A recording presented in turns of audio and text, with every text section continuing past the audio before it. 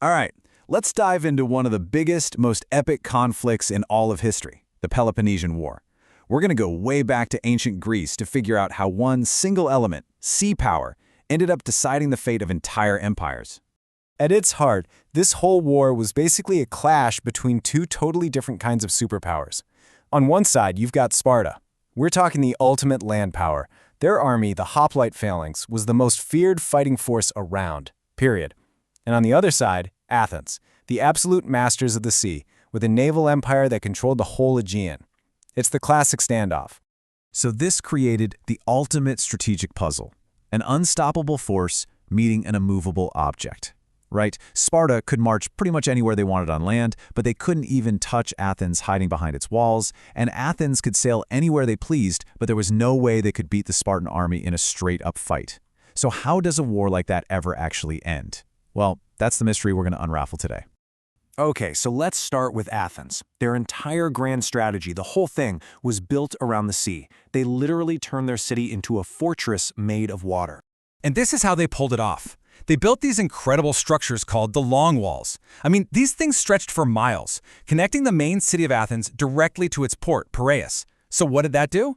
Well, it meant that even if the entire Spartan army was camped right outside, burning all the farms, it just didn't matter. As long as that port was open, Athens could get supplied by its ships forever. They basically made themselves an island. It was genius.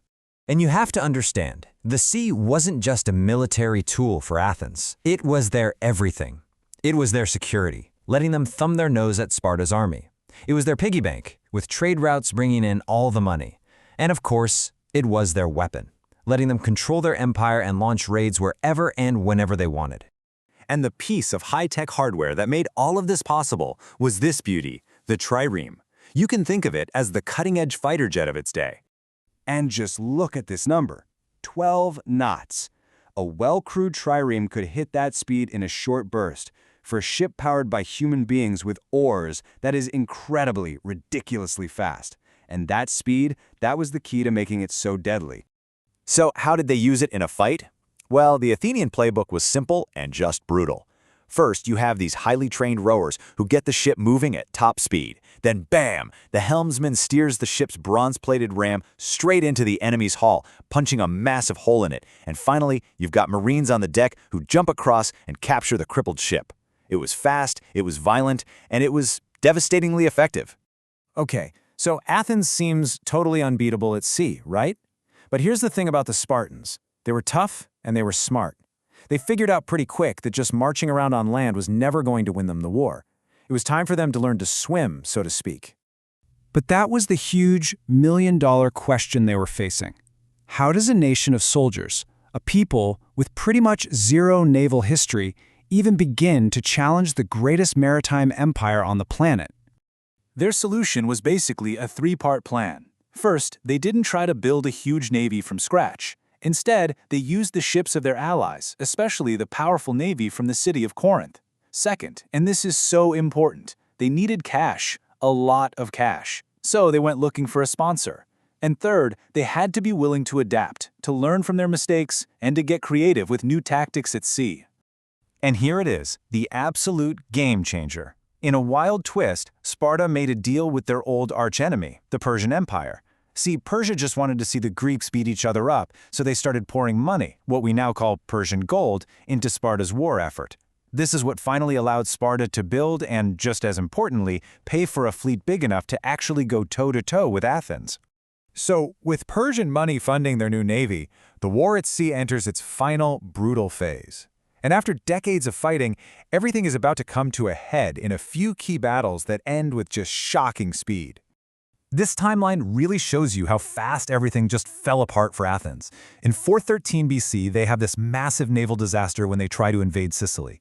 Then, in 406, they actually win a huge battle at Arginusae. But then, in this totally bizarre and self-destructive political move, they execute their own victorious generals. Can you believe that? They completely crippled their own leadership, and that just set the stage for the final knockout punch a year later. This was it, the Battle of Aegospotami. The Spartan admiral, a brilliant guy named Lysander, catches the entire Athenian fleet completely by surprise. He waits until their ships are pulled up on the beach and most of the crews are scattered around looking for food. Then he strikes. In one swift, perfectly timed attack, he basically erases the Athenian navy from existence. And this chart, wow, it really just shows you the scale of the disaster. Athens had about 180 ships there. Something like 170 of them were either captured or destroyed. Only about 10 got away. I mean, this isn't a defeat, it's a complete and total annihilation. The Athenian sea power they built for over a century was gone in a single afternoon. So, let's bring this all home. What's the big takeaway here? Why was it the sea, out of everything else, that decided it all?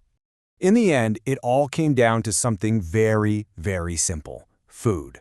With its navy gone, Athens was helpless. See, the city completely depended on grain shipments from the Black Sea to feed its people. Without a fleet to protect those shipments, Lysander could just park his ships outside their port and block anything from getting in. That lifeline was cut. This table really sums up the whole war perfectly. The massive land armies, they could fight forever and never force a final outcome. It was naval power that was decisive, because whoever controlled the sea controlled the economy. They could protect their own supplies and cut off their enemies. And so, starving and surrounded, Athens had absolutely no choice but to surrender.